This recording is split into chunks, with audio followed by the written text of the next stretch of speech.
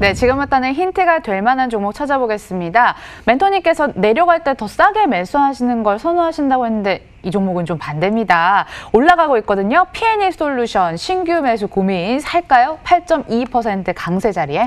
아니요, 저는 뭐 P&E 솔루션 굳이 매수할 만한 타이밍이 아니라고 보고 있고요. 이 기업을 사는 것보다 역시 다른 기업들 살 만한 게 너무 많고, 그리고 명절 지나고 사기에도 상당히 부담스럽게 추세가 전환되어 있기 때문에 저는 역시 매수 유보 의견 드리겠습니다. 네, 패스하고요. 방송 시작하고 뉴딜 관련 좀 언급하신 것 같은데 하나솔루션이 들어왔습니다. 새롭게 매수를 고민하고 싶은데 이 종목도 역시 6.4% 강세 흐름인데 살까요? 초보 입장 금지 이런 거 붙여야 돼요, 이런 데는. 초보 입장 금지 딱 이렇게 팻말 하나 써 붙여야 되지 않을까 싶은 종목이니까요. 역시 여기 시청자분들 중에서 초보가 아니신 분들은 스스로 잘하고 계시기 때문에 뭐 마음대로 하셔도 되겠지만 저는 초보자분들을 위한 상담을 위주로 좀 많이 하고 있기 때문에 역시나 매수 유보 절대 금지 의견 드리겠습니다. 네, 내가 만약 초보자라면 하나솔루션은 좀 접근을 자제할 종목으로 얘기해 주셨습니다. 다음은 포스코 19만 1,000원의 비중 20%입니다.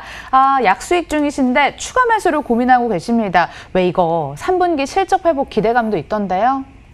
네, 근데 실적 회복을 해도 과거에 비해서 실적이 너무 많이 떨어졌어요. 사실 이 기업도 영업이익이 막 5조 이렇게 내던 회사가 이제 올해는 1조 9천억 예상을 하고 있거든요. 그래서 실적 회복을 한다고 하더라도 사실은 이 추세의 전환 일어나기까지는 시간이 좀 많이 걸리겠다 싶어서 역시 매수를 하기에는 아까 뭐 봤던 하나 에어로스페이스라든지 이런 기업들이 좀 더 낫지 않나. 그래서 이 기업은 너무 무겁고 오래 걸리기 때문에 장기 관점이라면은 가능하겠지만 지금 장기로 가져가기엔 시장 많이 불안하잖아요. 그래서 매수 유보 의견 드리겠습니다. 예, 포스코 패스하면서 또 무거운 종목 들어왔는데 SK 24만 원의 비중 30%입니다.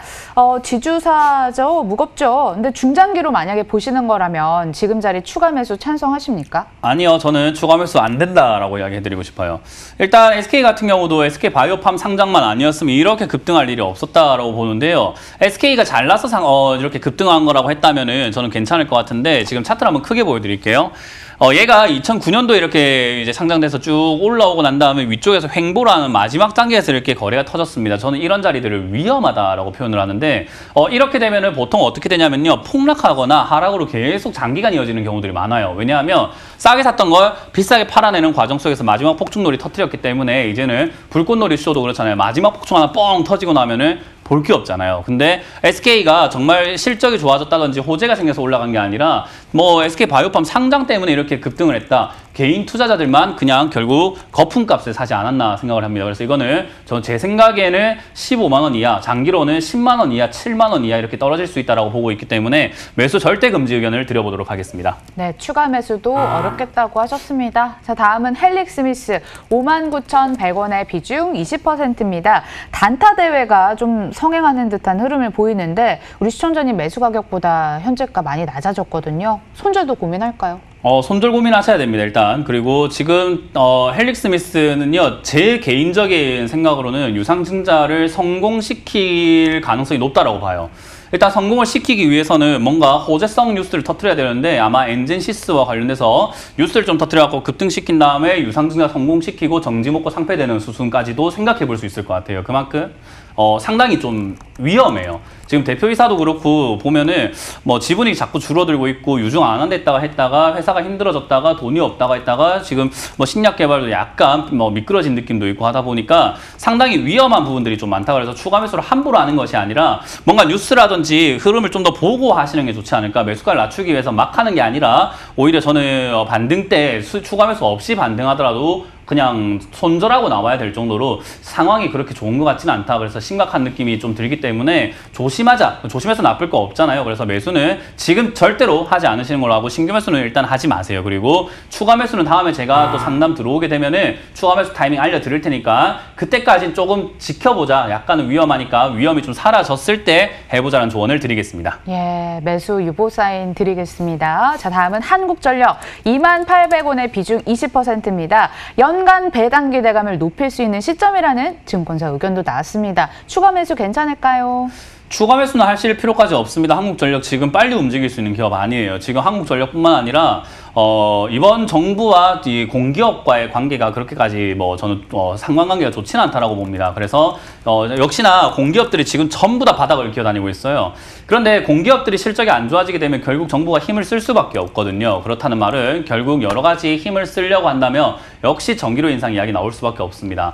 표심 때문에 지금 함부로 올린다 이야기를 말 못하고 있는 것뿐이지 저는 그런 부분들이 좀 반영이 되고 나중에 된다면 올라갈 가능성이 매우 높기 때문에 매수 가능 의견 드리도록 하고요.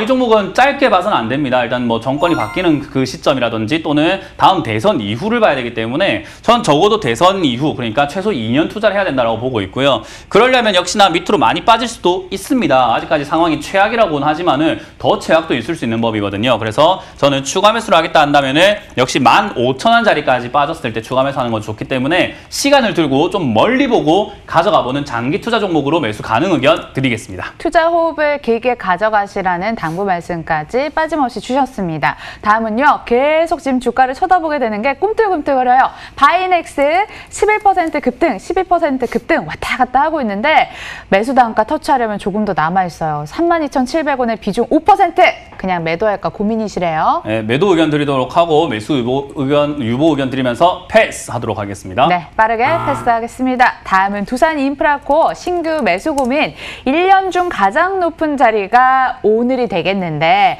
과연 멘토님이 굿바이를 외치실지 아니면 바이바이를 외치실지.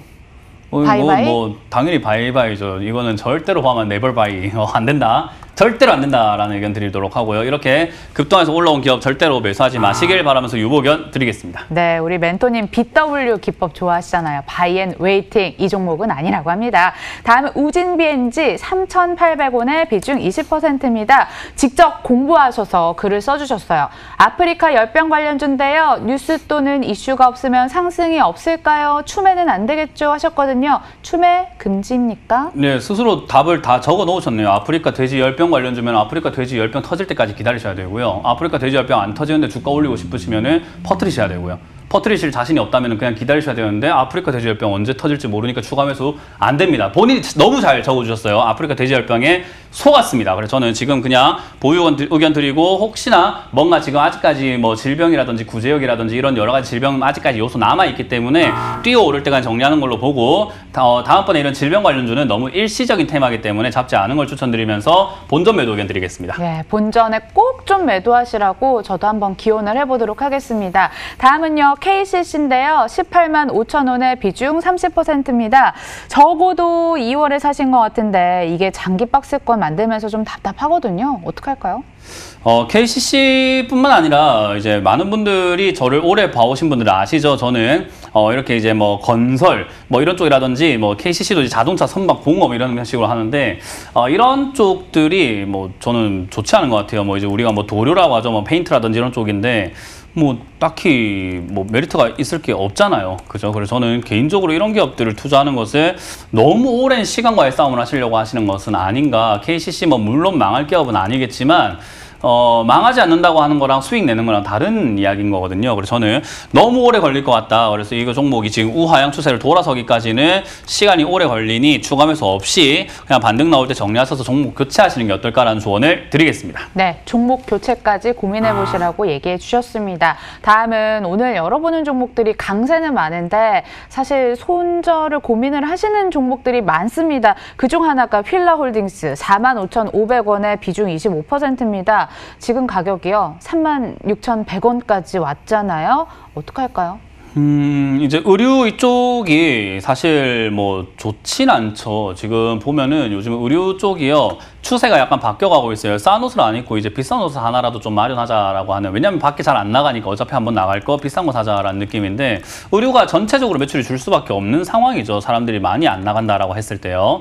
그래서 이 휠라홀딩스 같은 경우도 지금 당장에 급등할 수 있거나 반등 나갈 수 있는 그런 모멘텀이 좀 존재하는가라고 한다면은 뭐 급등이 나올 것 같지는 않고요. 일단 추세가 한번 돌아서면서 본전까지는 와줄 것 같습니다. 뭐 그래서 제 생각에는 가능하다면은 시간적 여유만 좀 있으시다면 4만 원 이상에서 손절하시더라도 좀 가져가서 하는 게 나을 것 같고요. 만약에 이 종목이 밑으로 빠져내려가서 2만 원까지 내려가게 된다면 탄력이 없는 기업은 아니기 때문에 2만 원까지 내려간다 하더라도 뭐 비중이 그렇게 많지 않으신 거라고 한다면 보유하셔가지고 탈출 한번 노력을 해보자. 그 2만 원 쪽에서 추가 매수하는 게 낫다. 지금은 유보 견 드리도록 할게요. 조금 더 가격이 낮아졌을 때 그때 물 타시는 게 오히려 좀 낫지 않을까 하셨고요. 마지막 종목이 되겠습니다. 둘 중 매수를 고민하고 계십니다. 기가레인을 살까요? 휴맥스를 살까요? 하셨는데 기가레인은 5G 관련주를 엮이는 것 같고 휴맥스는 차량용 인포테인먼트 사업을 하는데 전기차 관련주도 엮이는 것 같아요. 둘 중에 뭐가 더 나아 보여요? 휴맥스가 훨씬 낫죠. 이렇게 보면은 기가레인 같은 경우는 이렇게 위에서 막 흔들고 있잖아요. 이러면은 제가 이제 계속 말씀드리는 거 넘어가면 사라라고 하는 거. 위쪽 2,100원짜리를 넘어가면 그때 매수하시면 돼요. 넘어갔을 때 사면은 슈팅이 또 나오거든요. 그때 수익을 낼 수 있는 단타 자리라고 보여지고요. 휴맥스 같은 경우는 오히려 여러분들이 여유만 있으시다고 한다면은 지금 좀 잡으시고 3,000원짜리 또는 한 3,500원 정도 선까지 밀릴 수 있다고 보는데요. 샀을 때 3,500원까지 밀린다 했을 때 어머 안 돼요가 아니라 밀리면 좀 더 싸게 더 많이 살 수 있는 제가 아까 말씀드렸던 것처럼 내려갈 때 더 살 수 있는 기회이기 때문에 1차 매수, 2차 매수를 3,500원 나눠놓고 사신다면은 슈팅 때 오히려 한 10%에서 한 20-30% 수익 좀 노릴 수 있을 것 같습니다. 매수 가능 의견 드리겠습니다. 네, 마지막 종목은 매수 가능 사인이었습니다. 휴맥스 그리고 가격권 나눠서 분할로 접근해 보시길 바라겠습니다. 자, 그리고 저희에게는 내일이 하루 더 있습니다. 추석 전 저희와 함께 해주시고요. 주첸콜 인사드릴게요. 고맙습니다.